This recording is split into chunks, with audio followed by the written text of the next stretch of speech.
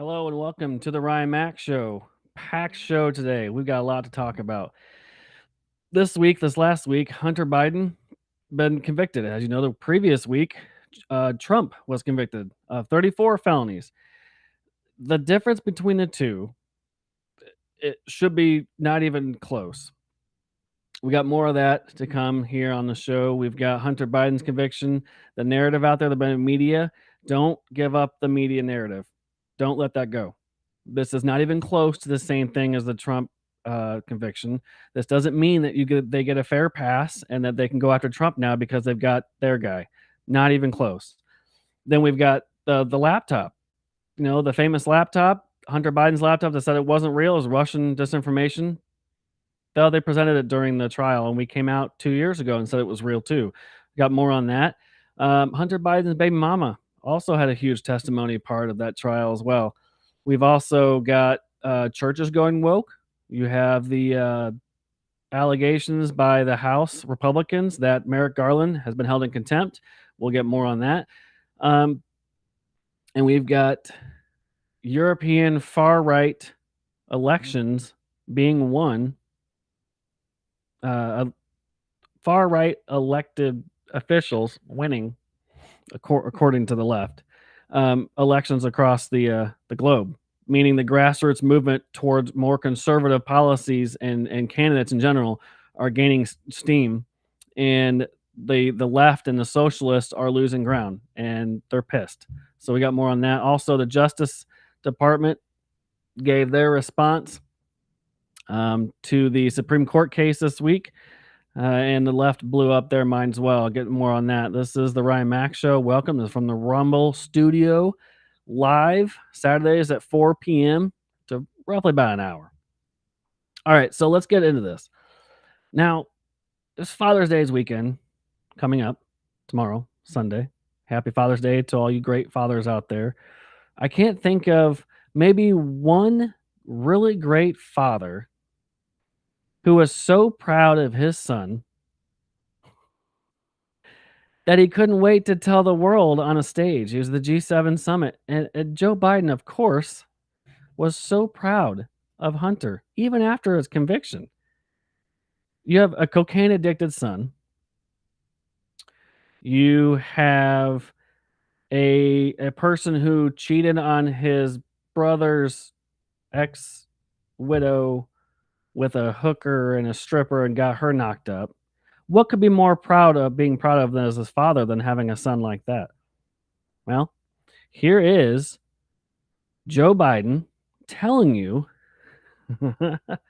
just how proud he is.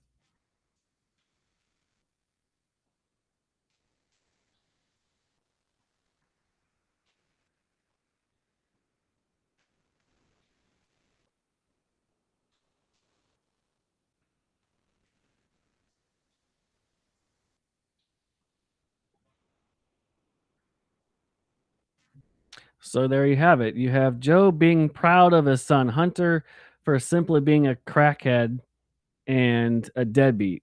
And now he's got 3 felony convictions. But there's a narrative out there. So let's first break into the story. All right, so Hunter Biden lies on a federal background check. Now, if you or I lied on a federal background check, that would have been handled probably 3 or 4 days after the background check came back. But if you're the president's son and the vice president's son at the time, why would you have to worry about it, right? This was 2018. 2018. It took the Justice Department to hold a special counsel appointee and 6 years of investigating lying on a background check on whether or not you took drugs. Okay, there's video evidence on his laptop that he did drugs and cocaine for years before that. There's actual video evidence of him doing drugs, but he pleaded not guilty and then wanted to go to trial. So, this Tuesday or last Tuesday, after deliberating for just 3 hours total, the jury convicted Biden on all 3 felony counts. The first 2 counts related to making false statements to the federal ATF form. When he purchased the firearm in October 2018, he claimed on the form that he was not, in fact, a drug addict. He also signed it. The third count relates to possessing a gun. Under federal law, you cannot possess and purchase guns if you are a drug user. Hunter bought the gun on October 12th, 2018, and his former lover, Hallie, who was the widow of Biden's brother Beau, threw the gun away 11 days later. Now he faces up to 25 years in prison and a fine of $750,000. However, unlikely in most cases as a first-time offender will he actually face a maximum sentence. But what's even funnier is that President Biden pledged not to pardon his son should he be convicted. So he issued a statement and he sidestepped any guilty verdict entirely. Instead, he focused on Hunter's struggles with and recovery from addiction. I just played the video. He's proud of his son.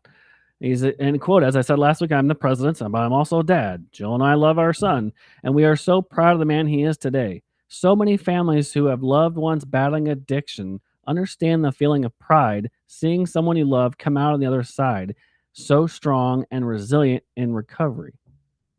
But did he come out on the other side?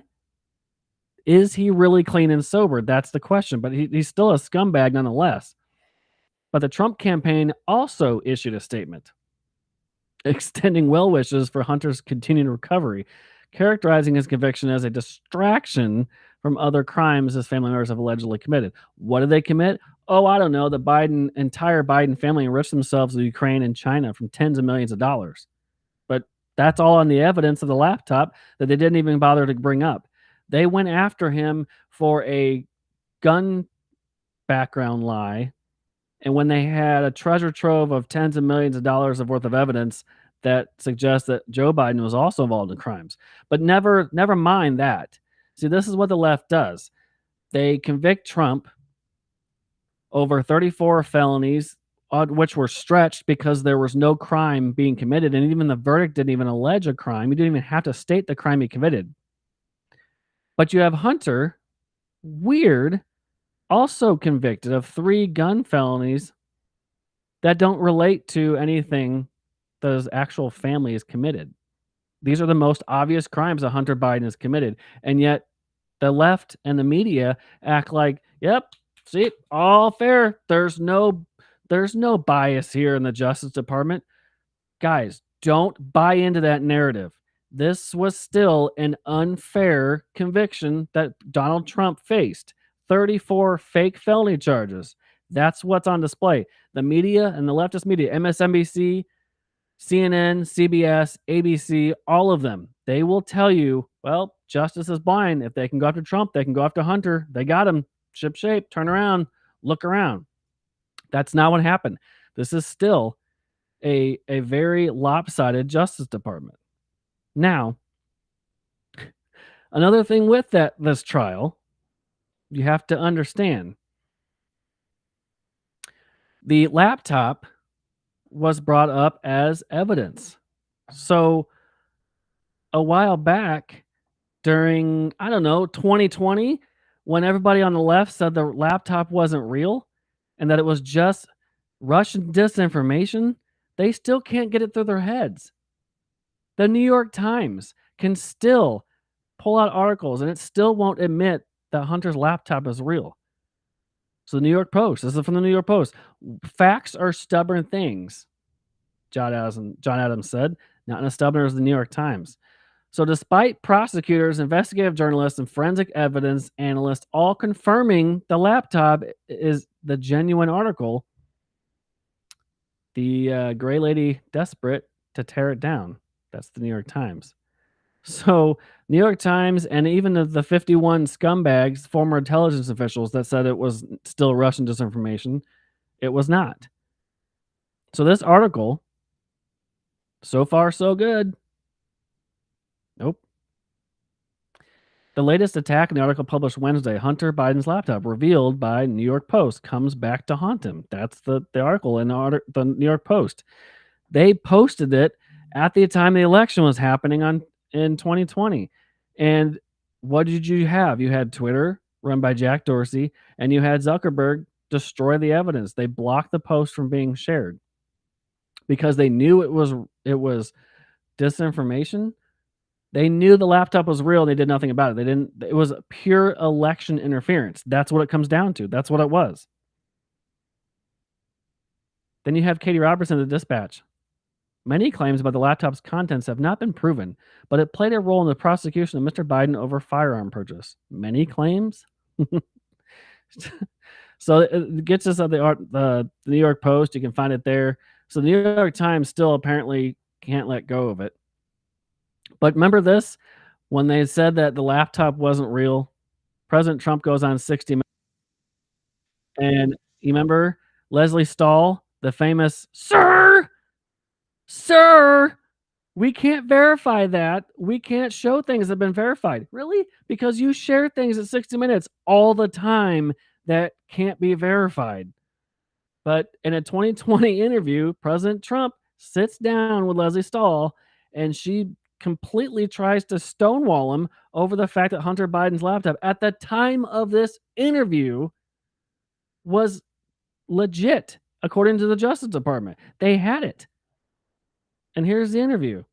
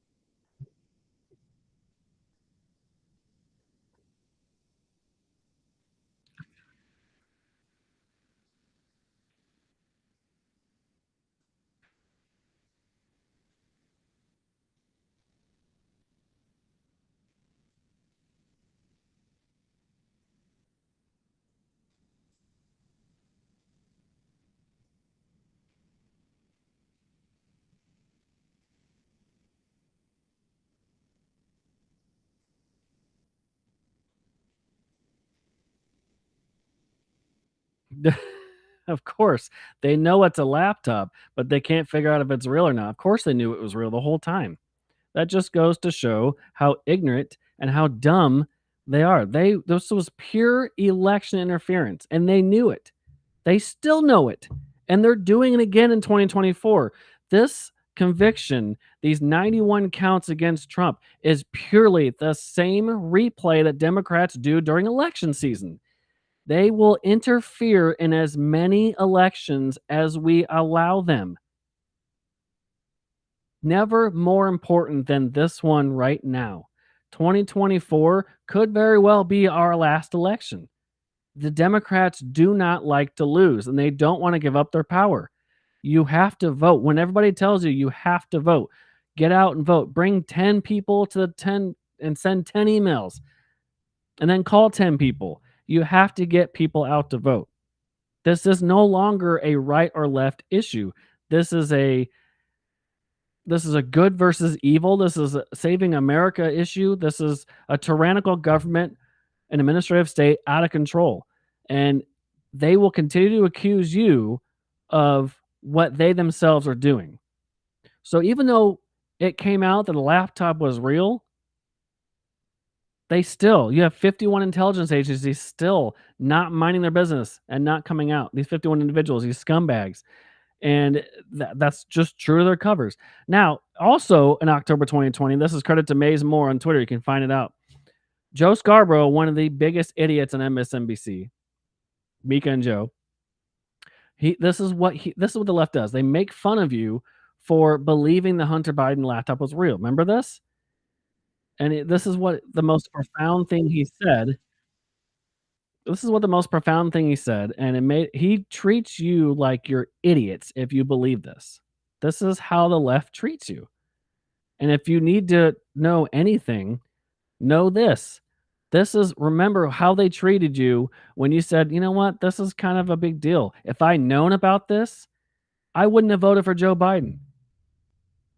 That's what you want. That's what they wanted. They wanted you to not know about the laptop because if you knew the contents of the laptop, you wouldn't have probably voted. And that's why so many people are saying, "Oh God, why did I not know this?" Here's Joe telling you, you are all idiots and useful tools for the Russians.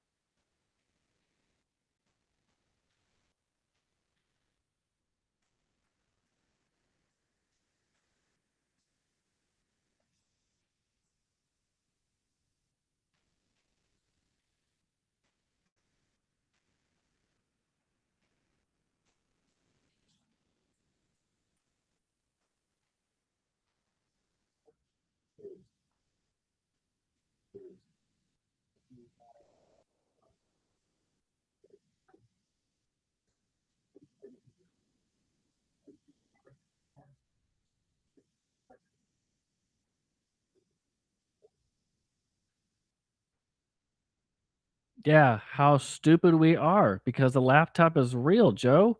Maybe it shows how stupid you are for not doing your work as an actual so called journalist and discovering the laptop contents were in fact real. Just goes to show you how imbecile and how idiotic the left really is. You can't make this up. You cannot make this up.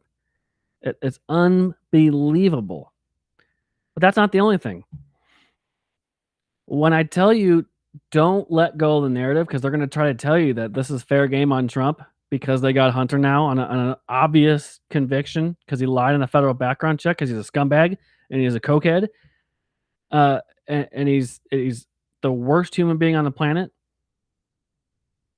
This is the intelligencer, whatever, on the New York side. Don't know if it's lefty or not, but here's the headline: Hunter Biden conviction blows up Republican conspiracy theories.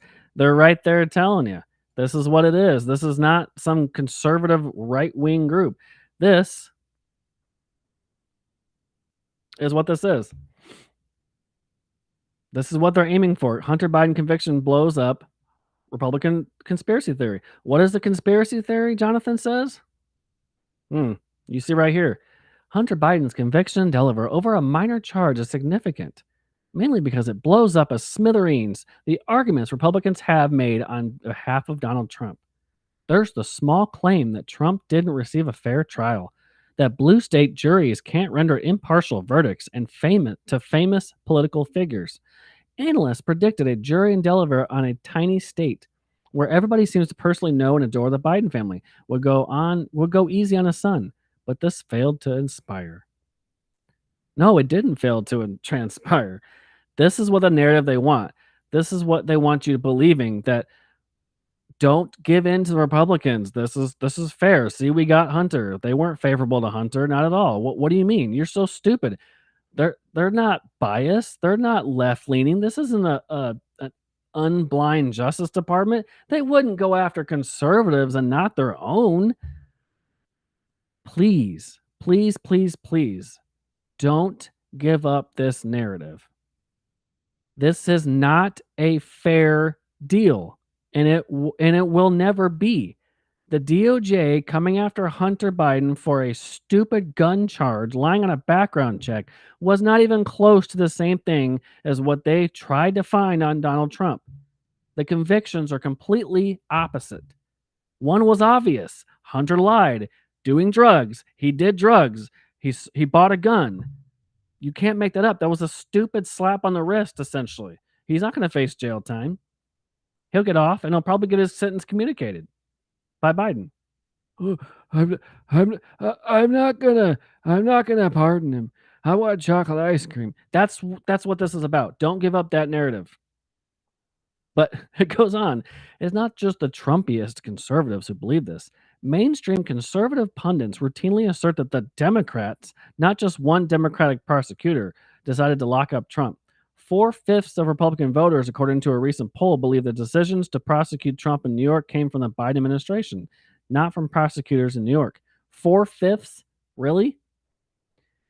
So their theory, they say that, which again is the belief held by supermajority, not just the Glenn Beck audience, you have to believe Biden is directing the activities of local prosecutors while exerting no control at all over the Justice Department, the branch of government he presides over. Let's see. Yes, we know that Joe explicitly isn't in charge of local prosecutors because he doesn't even know where he is half the time. And no, you're right. The executive branch doesn't have any say when it comes to local prosecutor decisions. The DOJ oversees some of it, but when it comes to local prosecutors, they kind of have their own thing. But all these DAs in Manhattan, Atlanta, DC, they're all in deep blue jurisdictions, deep blue judges, deep blue jury pools, people that hate Trump. 95% of those voters will not vote Trump. So how do you expect that Trump got a fair trial again? Would they have the same fate in maybe Mar-a-Lago's jurisdiction? I don't know, but I would rather have had to fight for the venue than to believe it. But you notice what they said, in order for the theory to hold up, you have to understand that Biden is directing the local prosecutors. No, but there was a former federal prosecutor in the DOJ, the number 3 in the DOJ, who left the DOJ to go on the local DA of Alvin Bragg, Twinkie's case, and become the lead prosecutor for his team. So no, Biden explicitly wasn't running the local prosecutions, but a number 3 in the Justice Department was.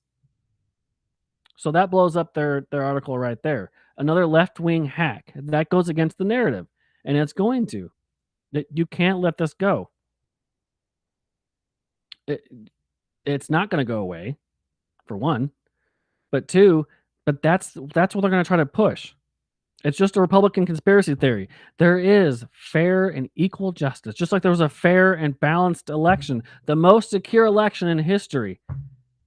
A man who couldn't fill a lemonade stand got 81 million votes, but the most secure election you're allowed to talk about. Okay. They were allowed to question 2000's election with Al Gore. They were allowed to question 2016. Funny, the 34 conviction charges they got on felonies for Trump, one of them was a conspiracy to steal the 2016 election. So the same party that is telling you, nope, nothing to see here, most secure election ever, you can't question it, you can't have freedom of speech, we're right, you're wrong. When we win, it's questionable, it's not questionable and fair. It's the same party now saying that Trump conspired to win 2016 because he paid a porn star off to shut up. Do you see what's happening here? They still want to control the narrative. They're in charge. You're not. Sit down. Shut up. That's what this is about. The minute you let them win the messaging and the narrative, the minute you've lost. You cannot let them. What's more, there's more testimony in this case that came out. This was from the Post Millennial. The mother of Hunter Biden's daughter, who they won't accept for the family. He has 7 grandkids now, Joe does. The estranged daughter, mother, London, explained that she revealed during her time in his inner circle that she witnessed a number of shocking behaviors. Shocking, like what? Naked and doing coke off strippers? Weird. Who knew? It's amazing what you would see in local circles like that. That on at least one occasion, he almost died from a drug overdose. London went on to explain that first the first son kept a stash of it and locked up in the President Biden's Virginia home, and that Hunter often slept with her friends, including most immediately after she told him she was pregnant with their child. So, but there's nothing to be afraid of. Hunter's a great guy. I'm very proud of my son. What's there to be proud of? He's doing cocaine off a stripper's butthole. He's sleeping with his girlfriend's friends. And then after she becomes pregnant too? What is there to be proud of? I don't know. Joe Biden is just as rotten, as scummy as his son. What? So think about this. If this was Trump and Eric or Don Jr. or Barron were convicted on felony charges, and he had an estranged kid from a stripper after dating a dead brother's widow, do you think the Democrats would play nice and say, "It's a very proud moment for a son. For a son and father. He just loves his son. You need to stay away from him"? No. You know it's not true. The Democrats will be all about calling Trump the racist mother effer on the planet, the most scumbag of scumbags, dinosaur. How dare you let Don Jr. snort coke off a stripper's ass? How dare you? You piece of... That's what they would do. That's who these people are. They would head over heels be all about tearing into Trump for what a piece of shit father he is. But because it's Joe, he's just a proud father. He is proud of the strippers that he banged while doing blow on a hotel floor. That's who he is. Now London's memoir came out. She's got a book, so naturally she's gonna tell all. Sure. But why would she have a reason to lie? She's only I mean, to get back at Hunter and Joe? I don't think it's plausible for her to lie about a situation that considering his drug abuse wasn't lied about. According to a New York Post review of the memoir, London Roberts was exposed to his drug problems from the moment they met in 2017 at a party hosted by his investment firm, Rosemont Seneca, in D.C. She first saw him shortly after arriving with a friend who invited her. He was by himself, wearing his only boxers. Imagine that. This guy's a scumbag. Don't think for a second that the Justice Department suddenly got it fair by going after Hunter too. It was a slam dunk. Of course they have to, because they were forced into it. This wasn't going to go away. What's worse, not long after they began sleeping together, sometime Hunter was still seeing his late brother's widow after breaking things off with his first wife, Kathleen. London eventually introduced him to a group of her friends she called the Amoeba, with whom he also had sex at fancy hotels. So she was a part of this. Over the next year, London witnessed him twerking on stripper poles, constantly purchasing and using drugs. She maintained that he was still a kind person. What kind person twerks on a stripper pole and sleeping with random strangers that he knows are friends of hers? Who does that? I don't understand. I have no words. But this is what they are. This is who they are. This is exactly who these people are. They do not care. But Joe, he's just a proud father. I don't understand. All right, moving on. We've got uh, the household Merrick Garland, Attorney General Merrick Garland, in contempt of Congress. Now, this is mostly symbolic because, well, I have some beef here with this because whenever the House of Representatives vote to hold anybody in contempt, it generally goes unnoticed. Oh, unless you're conservative. Remember Steve Bannon? Yeah, war room guy, and in the Trump administration, he's going to prison July 1st for the same exact charge of being held in contempt of Congress. So he's going to prison, but Merrick Garland still gets to run the Justice Department, although defying an investigation the House is doing. So let's get into it. This is from the Blaze. In a 216 to 207 vote, the House of Representatives voted to hold Attorney General Merrick Garland in contempt of Congress. It was almost right down the middle. It was, I think, one Republican voted against it, but it was on party line. And he made some stupid, in good conscience, I could not support a resolution. Okay, that would politicize our judicial system to score political points. You're a hack. Who cares? House Speaker said in a statement today, the House took a significant step in maintaining the integrity of our oversight process. The problem is, Attorney General Garland is not going to jail either. And so they're going to have to hold a more authoritative process. This is just speakership talk for he's being held in contempt, but he's not really going to face any accounting. I mean, he's not going to face any judgment for this. It's merely like a, hey, we're doing something without really doing anything for it. That's what this is. So he gets held in contempt. I want to see him being held. I want to see him being held accountable for not giving the audio tapes. So it's up to Congress, not the executive branch, to determine what materials it needs. And according to the investigative process, he's not turning over audio from the special counsel's investigation to determine whether to prosecute Biden for clear violation of the law.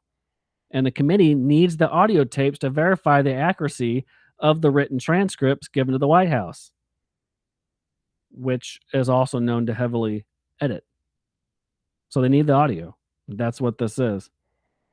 Again, I don't think he'll see any time whatsoever. This is a symbolic gesture. This is a let's do something to not do something kind of thing. But I don't know if it really actually holds any teeth. You like to think it does, but I don't think it will. So we'll just see. Um, all right, so I'm gonna take a quick break here and talk to you about blackout coffee. If you've never had blackout coffee, you need to try it. Stay away from the woke companies that make your coffee and sit on shelves at the for weeks on end. Terrible, and it's garbage. It's bland. It's just okay. It's fine. I mean, I've had Folgers. I've had, eh, it's brown water essentially. Blackout Coffee Company is a real American company, and if you like bold, rich, fresh cup of coffee, I mean the freshest, they ship it right after they brew it, so you know it's good. And they're an American company who cares about, of course, America and the freedoms that we endure. And they also give proceeds to troops overseas. They give coffee overseas to troops. They're a true American company. They stand for small business entrepreneurship. It's great coffee. Not just it's not woke, it's not weak, it's not bitter, it's great coffee. Blackoutcoffee.com, use promo code RyanM10, save on your first order 10% off. Blackoutcoffee.com, promo code RyanM10, save on your first order. All right. So now we have some cultural stuff I want to get into before we got a few more things. A big news about the Supreme Court decisions later, too. So DPB on his show Tuesdays and Thursdays, you can catch us 4 to 5. We get into some of the culture things, and the big things we talk about is the church, the falling of the church. Now, we can all agree that we have our standings and we have our beliefs and we believe in God, and he is a just God. He will see things through on a level playing field, whether we are up or down, left or right.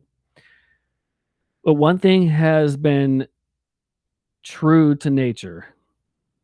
When the church falls, that's when a society falls. And when you have this era that we're in where DEI has taken hold of just about everything in our society, diversity, equity, inclusion, where equal outcomes takes the place of equal opportunities.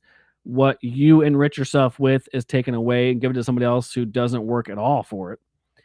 You have hires by companies for their skin color or who they sleep with instead of their qualifications for the job or their merit or their character.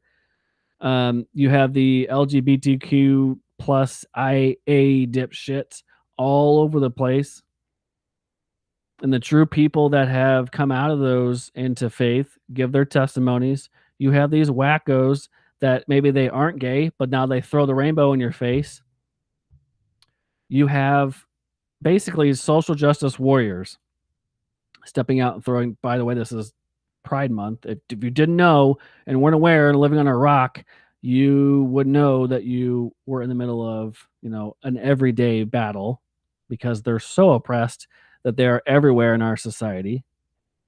But when the church falls, the nation falls.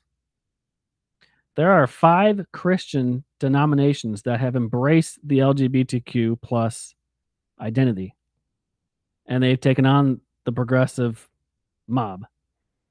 So this is from The Blaze. Also, the United Methodist Church, I don't know if you're aware, they've lost 1 million members overnight on their way to losing 1.5 million, another 1.5 million in coming weeks. So earlier in May, the Methodist Church has been under scrutiny of the progressive mob for years for making one of its biggest concessions to date. At the General Conference in Charlotte, they voted to allow LGBTQ practicing clergy and reverse their ban on same-sex marriage. Now, if you've known the history of the Methodist Church, the conglomerate of the church, they've got the core tenet of traditional values. Come one, come all. They'll invite everybody. But in practicing leadership roles, no same-sex clergy, no same-sex marriage acceptance, right? But the leaders of the United Methodist Church of Ivory Coast saw this was the straw that broke the camel's back. They voted to withdraw from the United Methodist Church, and a lot of churches are coming out of that global reach because of their new stance on the LGBTQ um, role. And it's devastating because when you start to crumble as a nation, you look to the churches that the nation was mostly built on. If you look at our founding documents, our country was built on God given rights and our freedoms and a belief and a God that core built this country. A core tenet of this country was built on the belief in God, but freedom of to practice your religion, freely without being under the rule of the king. Whether you believe the Catholicism, Christianity, Protestants, what have you, a freedom of religion to express your beliefs, and to see it come under attack is a little alarming. But the pushback, this global outreach from the church it's a major blow. They've been losing congregations over the years, and the decision to stand up against the pressure from the progressive wing of the church and defend its core values is a big reflection on the over the other churches in the United Methodist Church. So the 1.5 million member strong Korean Methodist Church may also be coming out of the United Methodist Church. So more members of and more churches are leaving this group of churches. They're not staying with the United Methodist Church, the global network, because their values. They're not upholding the traditional values of the church. We allow and open arms uh, people of all walks, right? We are a broken set of people going into church. You can be, living holy all your life, but there are some aspects of everybody. There was only one perfect being, and he was Christ and God. Um, but as far as leadership, there was a core tenet of a church where same-sex leadership could not be a thing, and they would not accept same-sex marriage. That's a core tenet of the church. But you have a pushback of the denomination. So here are 5 examples of denominations that have embraced the Pride movement. United Methodist Church was the biggest one so far. The chargeable offense for clergy being found to be self-avowed practicing homosexual or presiding at a same-sex marriage or union ceremony was deleted. So the chargeable offenses for clergy. So if you were openly gay clergy or secretly gay and you were a clergyman, you were prosecuted if you found out. Well, now they've deleted that clause in the Methodist Church. Presbyterian Church of the United States apologizes for the church's previous unwelcoming stance. The LGBTQ parishioners celebrates LGBTQ church pioneers. The states that church will welcome, lift up, and fight for the human rights of all people created in the eyes of God. Overture 1113, which I guess is part of their bylaws, on celebrating the gifts of people of diverse sexual orientations and gender identities in the life of the church. Guys, the church is starting to fall, and that's a problem. When you have denominations that are a global network of the churches that branch out of these openly saying, yep, come one, come all, we will destroy the narrative that unwelcoming we are, and we'll lift up everybody, gender diverse identities. There's one core tenet of the Bible and God's creation.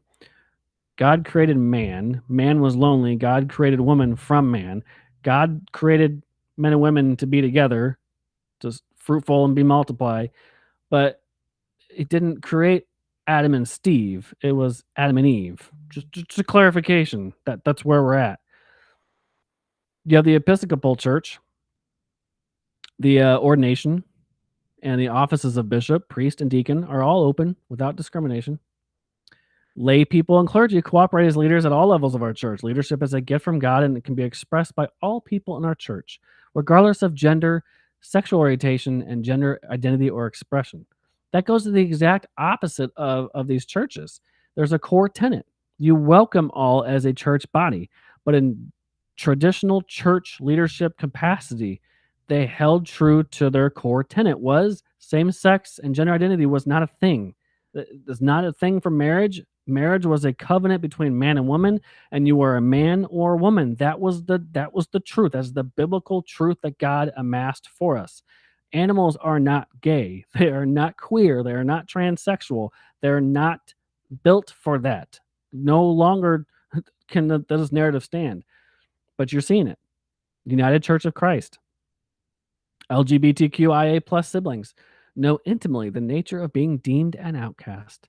The clarion call for LGBTQ plus IALMNOP advocacy is reverberating from state capitol rotundas, family dinner tables, city streets, and church pews. So it's part of their Love is Louder campaign. Evangelical Lutheran Church in America, they too have embraced the LGBTQ identity. We give thanks for the gifts, wisdom, and leadership and faith of our LGBTQ plus neighbors and siblings in Christ. We ask the Spirit to embolden us in advocating our social, institutional, legislative change that reflects justice, total inclusion, and God's boundless love for humanity and all of its diversity. There's that D word again, diversity. Since when has churches cared about diversity? As far as a core tenet, they're going to be a diverse body of people under Christ. But this is where the leadership of the churches globally have fallen. They've embraced the idea that God's truth is no longer okay, but they twist it. Total inclusion and God's boundless love for humanity in all its diversity. It's true. God created a diverse set of people. He also created a diverse set of people to love only two kinds of people, man and woman. Men, women marry each other. That is it. That's where we're at. That's how you stay as a church. That's how you stay core beliefs and not united in that belief. You start straying from your core tenets, and that's when you start straying as a church. That's where you're at. You're a broken church. This is where we're at in society. This is where we are. We got a comment. Yep, the concept that Joe Biden is a great father is laughable. Yeah. Yep. Good stuff. Yes, he is laughable. So in a mid segue, so the church is falling, and that's where we're at. That's where I'll leave that. But it's you have to if your church is afraid of speaking out against the brokenness of the world and brokenness of the LGBTQ and the sexual brokenness overall, then you're not at the right church. If you're a pastor, if you're a youth leader, if your elders or whatever your core structure of your church is openly supporting any of these ideologies, then you need to pick a different church. And there are plenty of churches that will uphold God's truth, and you need to find one. All right. Got a few more stories, but first, I can't get this one, let this one go.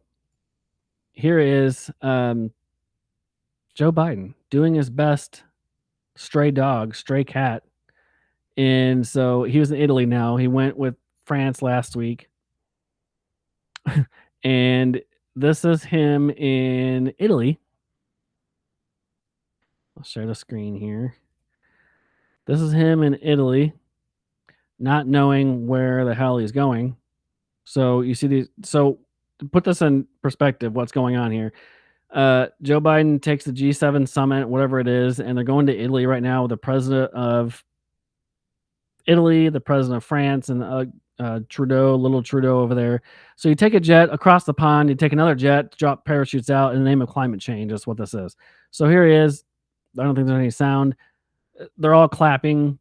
Yes, yes. Great job for landing. And he's going, Joe, where'd you go? Where'd you go? And Macron's going, yeah, I had to do it last week. So your turn. But the hell is he going? Where was he going?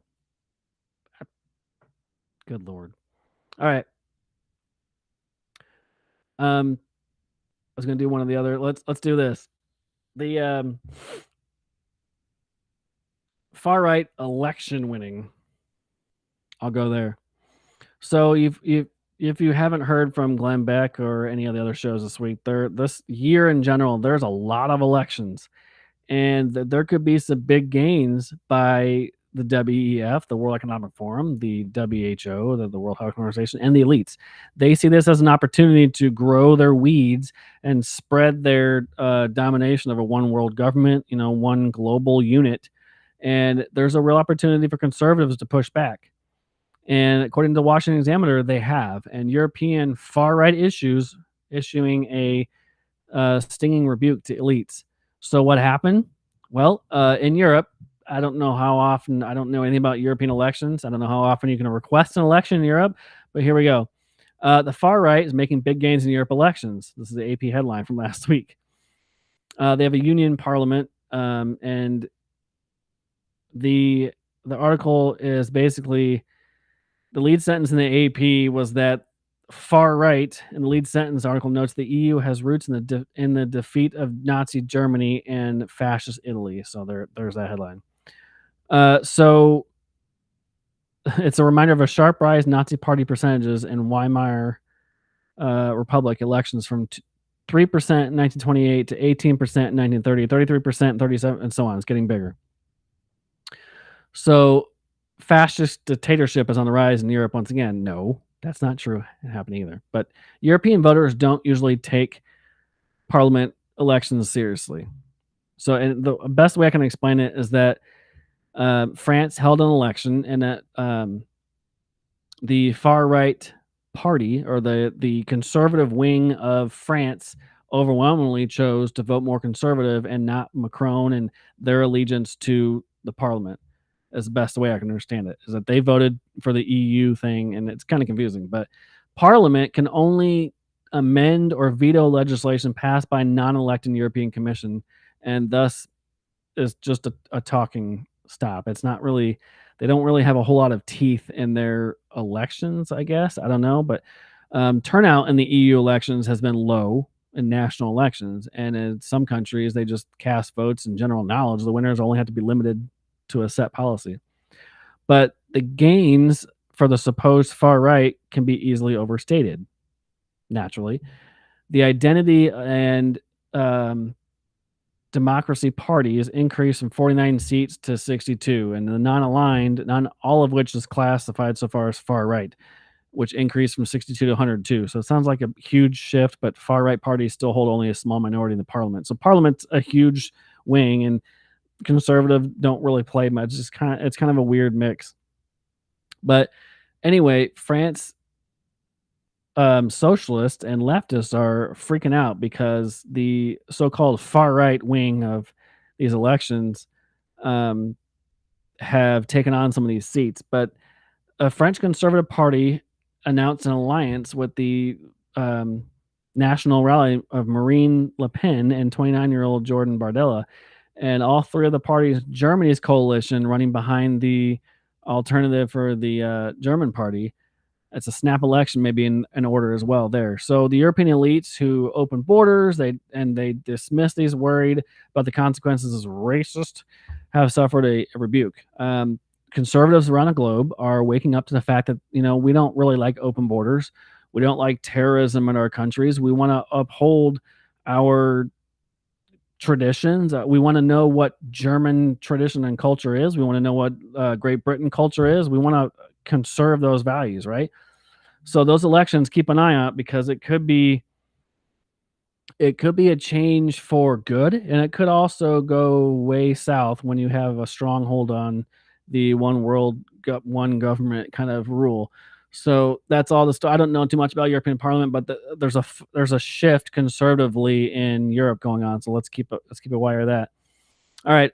So if you didn't notice, we also have open borders here in America, and despite what Joe Biden and his idiots will tell you, we've got potential terrorists coming over the border unchecked, and that's also a problem.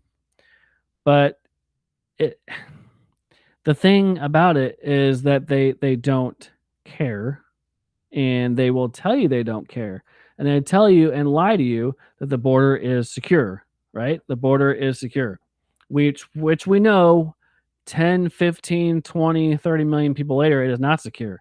But recently, an arrest of allegedly ISIS-linked suspects adds terror fuels to the open border crisis. This from Just the News. While authorities, security experts, and conservative border hawks have long warned the ongoing security situation at the border could permit entry of hostile actors.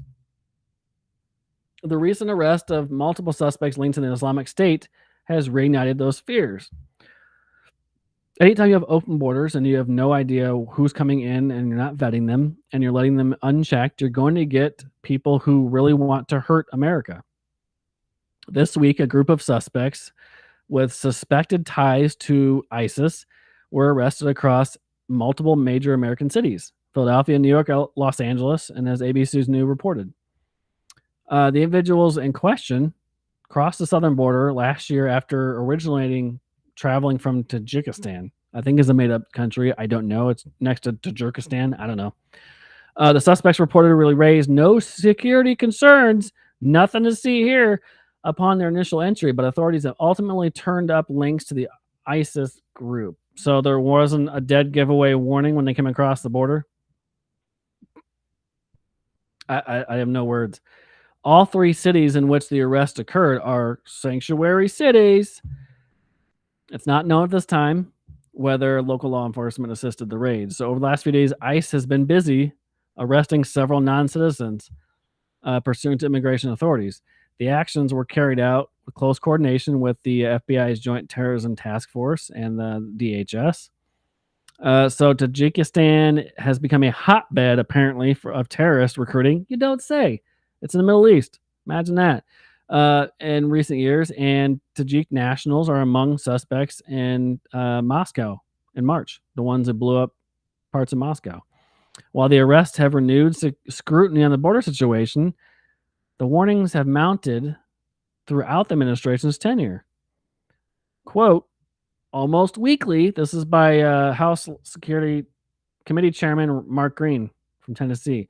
Almost weekly, we are getting reports that someone with terrorist ties or other major criminal connections has been released to our country by the Biden administration and allowed them to roam free. It's right there in front of you. Open borders, more terrorists. It's spelled out right for you. So this is just the grand big picture issue of customs and border protection. This is the scope of it.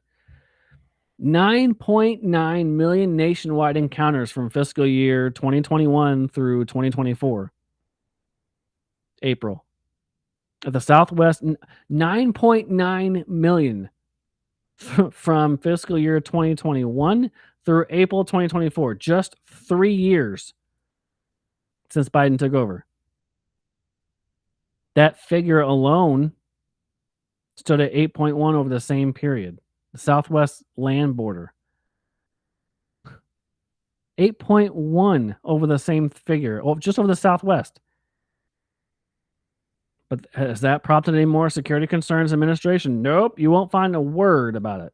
You will not find a word about the administration. I'm going to see if I have...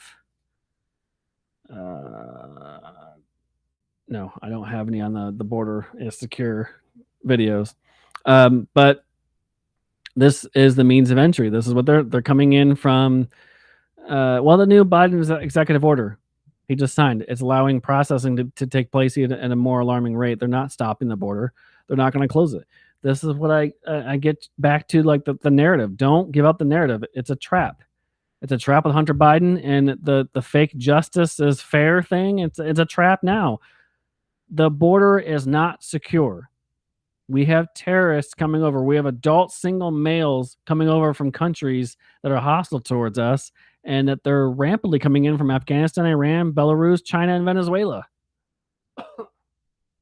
Countries that hate us. There was an app that they were allowing immigrants to use to come in and circumvent restrictions. A report last year from Homeland Security Council of October drew concern in the light of DHS' high rate of granting parole from the hostile nations. Between January 12th, 2023 and September 2023, the app processed 278,000 appointments, roughly 95% security entry into the U.S. via parole. Concerning was the high rates of admission of foreigners from hostile nations: Afghanistan, Iran, Belarus, China, and Venezuela. Imagine that. DHS admitted 94% of the 20,000 Russians who made appointments. It further admitted 93% of the 246 Afghans, 97% of the 57,000 Venezuelans, and 98% of the Belarusians. 18 Iranians, 88%, 88% of the 36 Chinese, and 82% of the two Uzbeks, 2,200 Uzbeks. Secretary Mayorkas should have been impeached. He should be removed from office immediately. His dereliction of duty. He's abused the CBP One app for his quest for open borders. That's what it's been. The numbers are proof in his operation that there's nothing he won't do to slow the response and slow it down. We live in a time where Democrats have become a party of open borders, high crime, and poverty for all. That's what the party platform has become. And it's scary because we don't know what is going to happen because of it. I just have no words. All right. Last story I want to get to. Big news at a Second Amendment case. This is from the Daily Signal. In case you haven't heard, June is a month in which the session for the Supreme Court ends and a bunch of these random cases drop. And some of them are big that we've heard. You know, Roe v. Wade dropped before one of their sessions ended. We had an abortion pill case that dropped. Wasn't really a win for the left as much as they say, but it meant that this abortion pill could be bought and sold and whatever. It wasn't really safe. It was basically not banned because of a standing issue in the court case. So it wasn't a major win for the left. However, this Second Amendment case is an advocate win because the Second Amendment, this case wasn't about whether or not you could have a right to own a gun. This was a bump stock case. Now, what a bump stock is, it's an attachment that that adjusts the recoil and pushes the recoil pressure down towards your finger adjustment, and you still have to pull the trigger with your finger each time you shoot. It does not make it a automatic weapon, and yet you have Supreme Court justices fully admit that they have no idea how guns work. And I got about a 2-minute video of me explaining this. So this is the Garland versus Cargill. They're talking to the attorneys in this case. Sotomayor and others and Gorsuch ask, it's not the mechanism. The bump stocks don't make the gun a machine gun, and it's not a trigger. It's not a trigger point. So I have another read from Justice Thomas and his opinion, majority opinion, but listen to them really fully admit that they have no idea how guns work. And this is the discussion between the justices and the lawyers.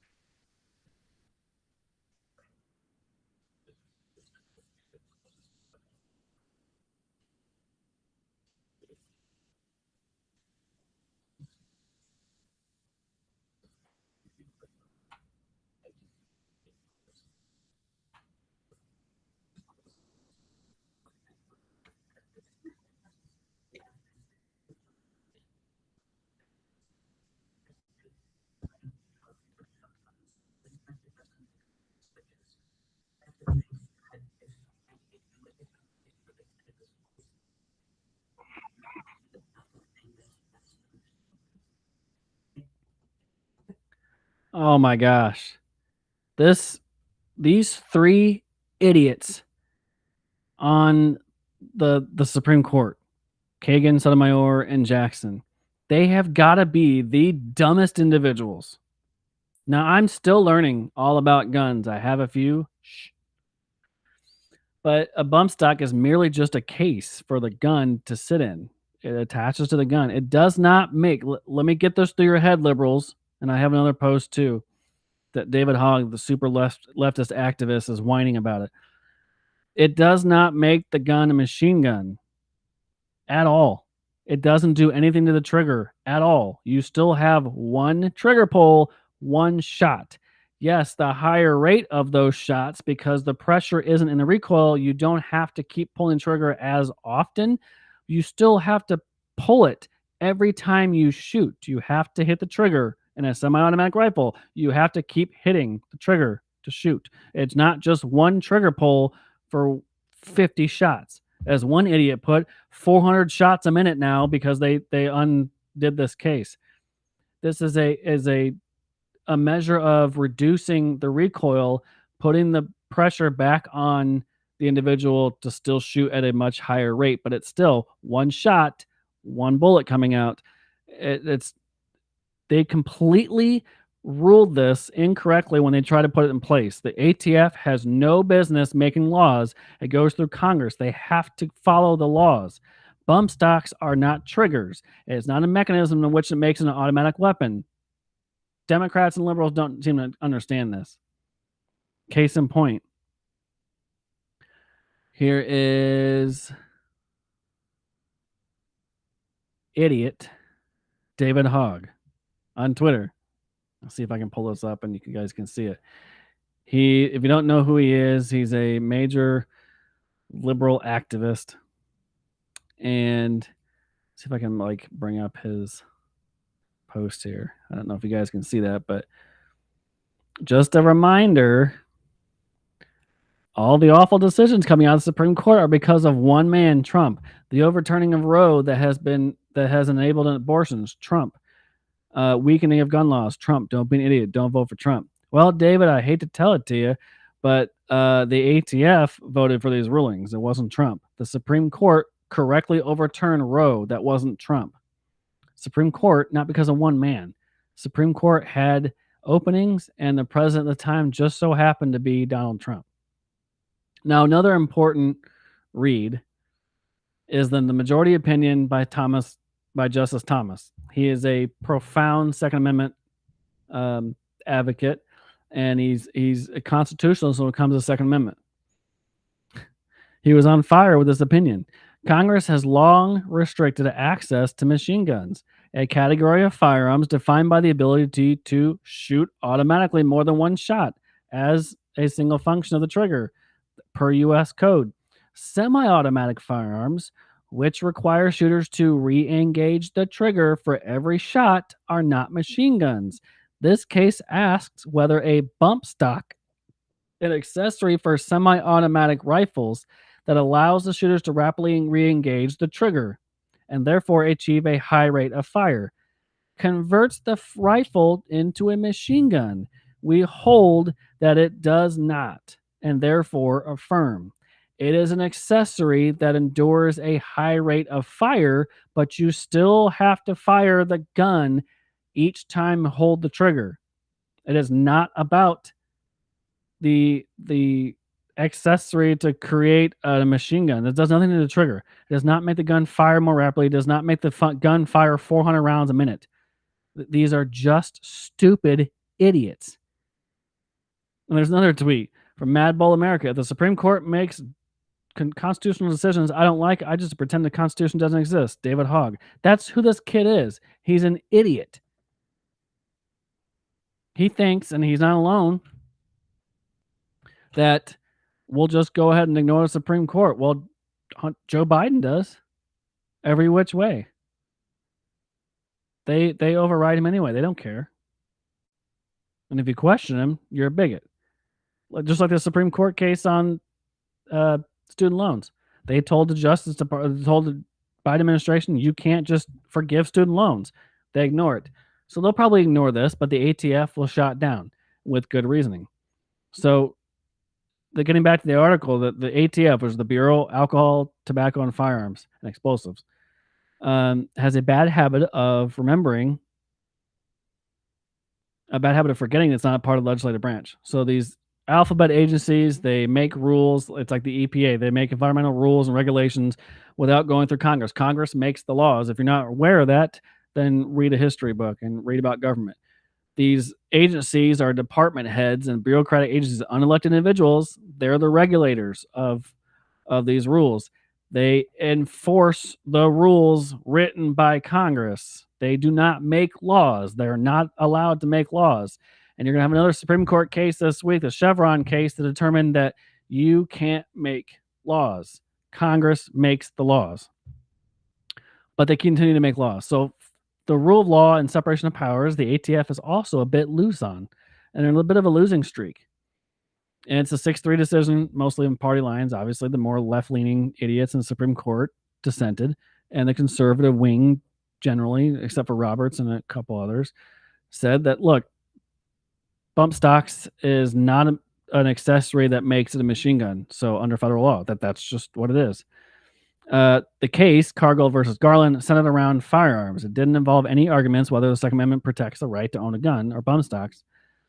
Rather, the question was, is a bump stock device a machine gun in the first place? And so understanding this case requires a bit more background. And one of the most important distinction by regulations is that the regulations between machine guns, the possession of which is heavily restricted for civilians, and semi-automatic firearms. Long history of having guns most available by civilians. An AR-15 with a bump stock is not a machine gun. So federal law defines a machine gun as a weapon that shoots automatically more than one shot without manually reloading. So a single function of the trigger means you can shoot as many as you need to. A semi-automatic rifle, meanwhile, requires a separate pull each time you shoot. In simple terms, a machine gun and a semi-automatic weapon is all what must happen for a gun to fire a second bullet. Machine gun, one trigger pull. A simple handgun, semi-automatic, one pull, one bullet. Machine gun, one pull, multiple bullets. That's the difference. In a semi-automatic weapon, the trigger causes the gun to fire. In order to fire a second bullet, you must release the trigger so it resets, and it must physically be pulled again. This is the breakdown of what it is. When you trigger in a machine gun, the weapon will fire continuously until either you release the trigger or the gun runs out of ammunition. Those have been restricted. Doesn't need to be reset. You pull down the trigger, shoots out 50 rounds at a time. You release the trigger, it stops, or run out of ammunition. That's no more simple than that. And the left always tries to say that stock makes it more lethal. No, it's an accessory. It doesn't mean it's a trigger. It's all about the mechanics of the gun. If it's an accessory, does it make the gun a higher rate of shooting? Sure. Is it going to make it fire more than one at a time? No, then it's not a machine gun.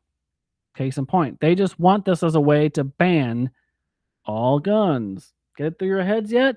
They don't like guns. The primary differences between the two, the primary reason for a machine gun so heavily restricted is that machine guns have a much faster rate of fire. That's a practicality.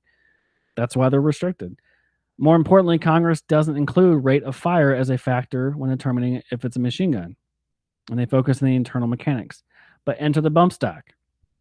Now, it's an aftermarket device that can be attached to any commonly owned semi-automatic rifle platform. They don't change the mechanics of the gun. One pull of the trigger will cause only one bullet to come out. The device enables shooters through a combination of physics and technique and to pull the trigger much more rapidly than most shooters are capable of, absent the device. So without a device, the recoil, you still have to kind of readjust, and multiple times still have to pull it. This allows the gun to bounce in and out at a higher rate, meaning you still have to pull the trigger multiple times, but it's coming back towards you and refocus the recoil rather than going back through your shoulder. Between 2010 and 2008, we spent more than $100 million, estimated 500,000 bump stocks, and these were completely lawful. Well, the last 15 different occasions, the ATF has determined that this 8-year period that the addition of the bump stock didn't turn a semi-auto weapon into a legal machine gun, even though it has greatly increases the rate of fire. Again, it doesn't change the mechanics. But in 2017, it all changed because of a high-profile mass shooting. Oh my God, guns are bad. They decide that bump stocks turn it into machine guns because every mass shooting you have to ban guns. So any device attached to it makes shoot more. You can put a hole through somebody. Depends on the bullet. Again, these people are downright dumbasses. The the high profile shooting that they're talking about that they have this banned, it still used a semi-automatic gun. It may have had a bump stock attached, but it still didn't change the premise of the gun. It was still a semi-automatic rifle. That's the only ones they're allowed to use civilian-wise. So any of us that purchase bump stocks were now required to destroy the device or surrender to the ATF without receiving any kind of compensation. So Cargill, one of many law-abiding Americans, basically sued the ATF, and he sued whether or not bump stocks plainly just don't fall under the definition of machine gun. It's not a gun; it's an accessory. It's a completely different argument. And so Supreme Court vindicated Cargill through countless gun owners. The ATF was bad for all intents and purposes, unilaterally deciding that felons are illegally possessing machine guns overnight. If you had a bump stock, bam, gone, felon.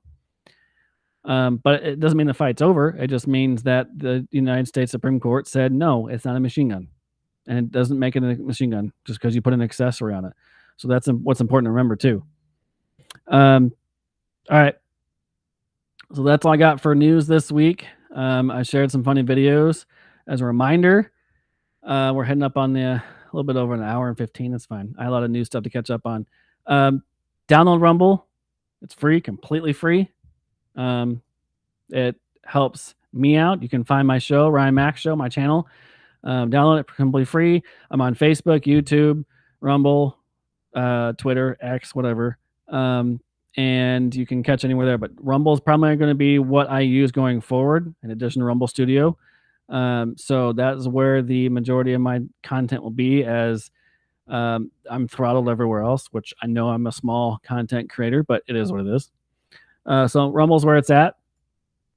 And you download Rumble, it's free.